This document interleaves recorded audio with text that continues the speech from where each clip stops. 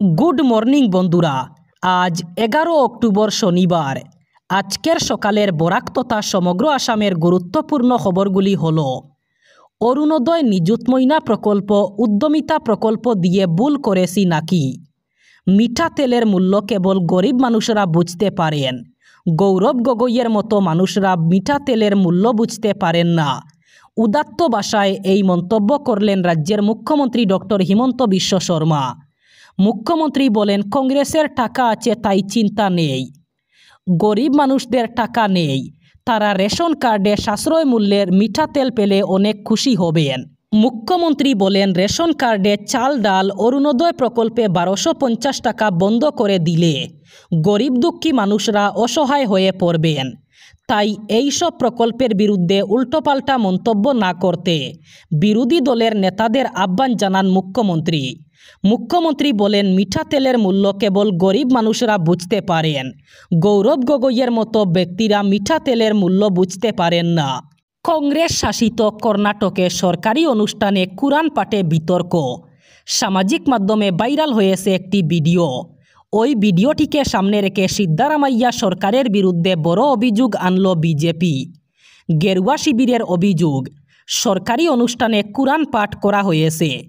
এমনকি সরকারি অনুষ্ঠানের মঞ্চে কংগ্রেসের পতাকা উড়তে দেখা গেছে বলে দাবি। যদিও এই যাবতীয় অভিযোগ উড়িয়ে দিয়েছে কংগ্রেস। কর্ণাটকের হুবালিতে ছিল এই অনুষ্ঠান। সেই ভিডিও ভাইরাল হয়েছে সোশ্যাল মিডিয়ায়। সেখানেই দেখা গেছে কুরআন পাঠ করা হচ্ছে। রাজ্য বিজেপির সহসভাপতি তথা বিজেপি বিধায়ক অরবিন্দ বেল্লার বলেন, একটা সরকারি অনুষ্ঠান, তারা কিভাবে একজন ইমামকে ডেকে কুরআন পাঠ করতে পারে?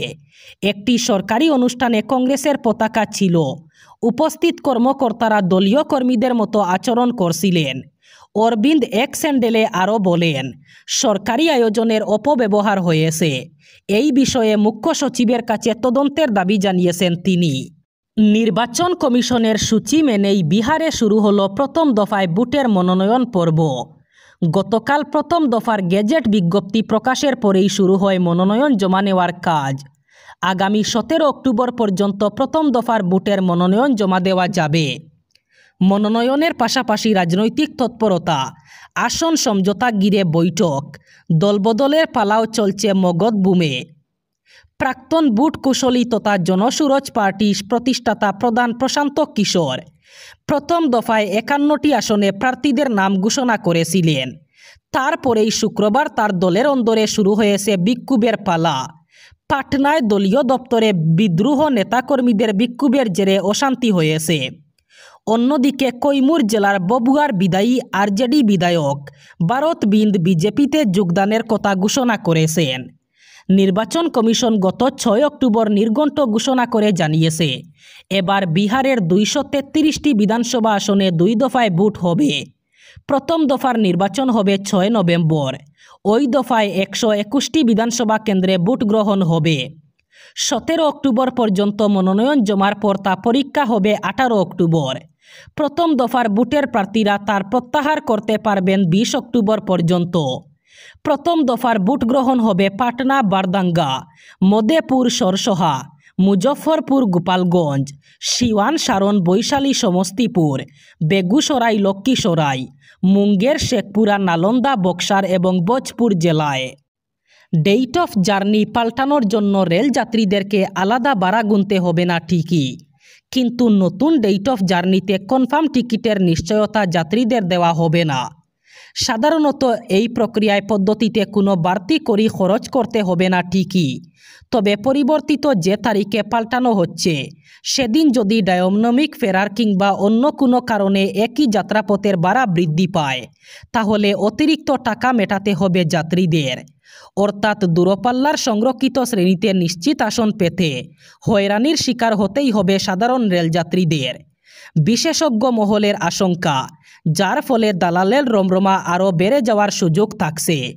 রেলের একাধিক পদক্ষেপ সত্ত্বেও কালী পূজা এবং দীপাবলিতে দূরপাল্লার ট্রেনের টিকিট পেতে রীতিমতো হিমশিম খেতে হচ্ছে সাধারণ যাত্রীদের। ফলে নিত্যদিন অভিযোগে বিদ্ধ হচ্ছে রেল বোর্ড। আগামী জানুয়ারি মাস থেকেই শর্ত সাপেক্ষে বিনামূল্যে ট্রেনের ডেট অফ জার্নি পাল্টাতে পারবেন রেলযাত্রীরা। বর্তমানে সফরসূচিতে কোনো রকম পরিবর্তন করতে হলে রেল যাত্রীদের কনফার্ম টিকিট বাতিল করতে হয়, আবারও নতুন করে নতুন তারিখের জন্য তা বুকিং করতে হয়। ট্রেনের টিকিট বাতিল প্রক্রিয়াও খরচ সাপেক্ষ। এক্ষেত্রে রেলকে ক্যান্সেলেশন চার্জ দিতে হয় যাত্রীদের। কিন্তু ডেট অফ জার্নি পাল্টাতে গিয়ে যদি কনফার্ম টিকিটই পাওয়া না যায় তাহলে কি হবে? পাশাপাশি ভাড়ার তারতম্যে যদি বাড়তি অর্থ গুনতে হয় তাহলে বিনামূল্যে পরিষেবা দেওয়ার অর্থই বা কী? গতকাল ঘোষণা করা হয় এডিআর পরীক্ষার ফলাফল ঘোষণার সঙ্গে সঙ্গেই মুখ্যমন্ত্রী হিমন্ত বিশ্ব শর্মা সামাজিক মাধ্যমে পোস্ট করে বলেন, স্বচ্ছতা, ন্যায্যতা এবং মেধাকে গুরুত্ব দিয়ে আমাদের যুব প্রজন্মের নিয়োগের প্রতিশ্রুতিকে দ্বারা বজায় রেখে আমরা আবারও একবার তা পূরণ করতে সক্ষম হয়েছি। মুখ্যমন্ত্রী বলেন, আজ অসম প্রত্যক্ষ নিয়োগ পরীক্ষা এবং অন্যান্য পরীক্ষার ফলাফল ঘোষণার সঙ্গে সঙ্গে অসম একটি নতুন গৌরব অর্জন করেছে।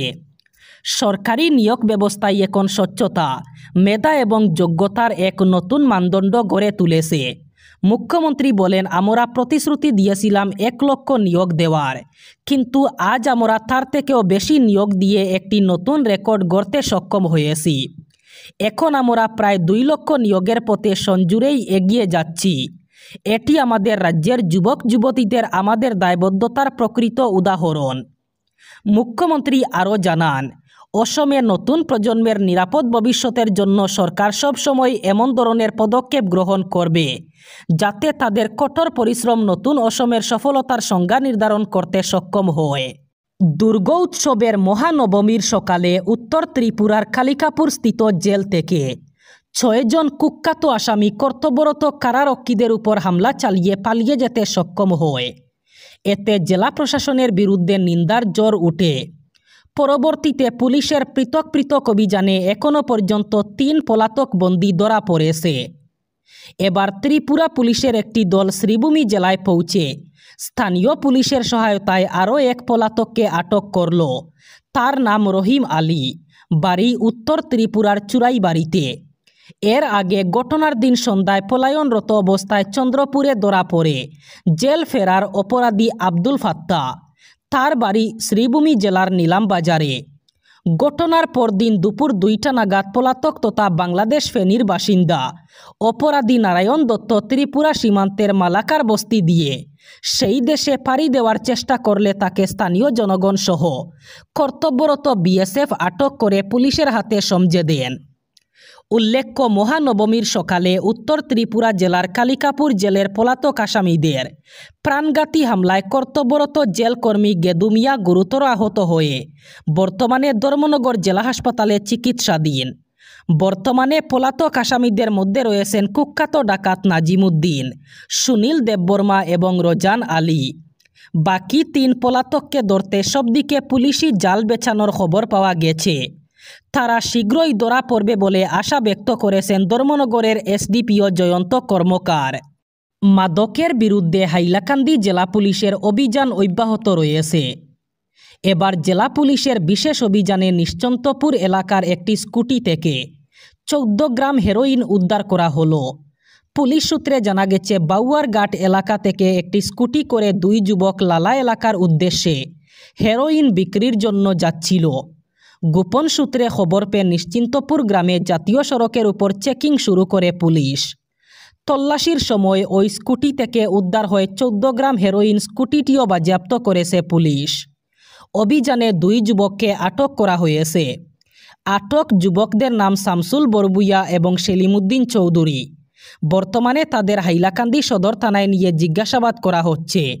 হাইলাকান্দি পুলিশ জানিয়েছে, জেলার বিভিন্ন স্থানে মাদক বিরোধী অভিযান চলবে অব্যাহতভাবে এবং এই ধরনের বেআইনি কার্যকলাপে যুক্ত কোনো ব্যক্তিকেই রেয়াত দেওয়া হবে না। এবার বরাক উপত্যকার 3 জেলার আজকের আবহাওয়ার খবর। আজ 11 অক্টোবর শনিবার বরাক উপত্যকার 3 জেলায় মেঘলা আকাশের সাথে সাথে হালকা গরমের সম্ভাবনা। আজ শিলচর কাছাড়ে সর্বোচ্চ তাপমাত্রা থাকবে 30 ডিগ্রি সেলসিয়াস এবং সর্বনিম্ন তাপমাত্রা থাকবে 25 ডিগ্রি সেলসিয়াস। শ্রীভূমি করিমগঞ্জে আজ সর্বোচ্চ তাপমাত্রা থাকবে 30 ডিগ্রি সেলসিয়াস এবং সর্বনিম্ন তাপমাত্রা থাকবে 25 ডিগ্রি সেলসিয়াস। একইভাবে হাইলাকান্দি জেলায়ও আজ সর্বোচ্চ তাপমাত্রা থাকবে 30 ডিগ্রি সেলসিয়াস এবং সর্বনিম্ন তাপমাত্রা থাকবে 25 ডিগ্রি সেলসিয়াস। আজ বরাক উপত্যকার 3 জেলায় হালকা গরমের সম্ভাবনা। এই ছিল আজকের সকালের গুরুত্বপূর্ণ খবরগুলি। ভিডিওটি অবশ্যই লাইক করবেন এবং চ্যানেলটি সাবস্ক্রাইব করবেন।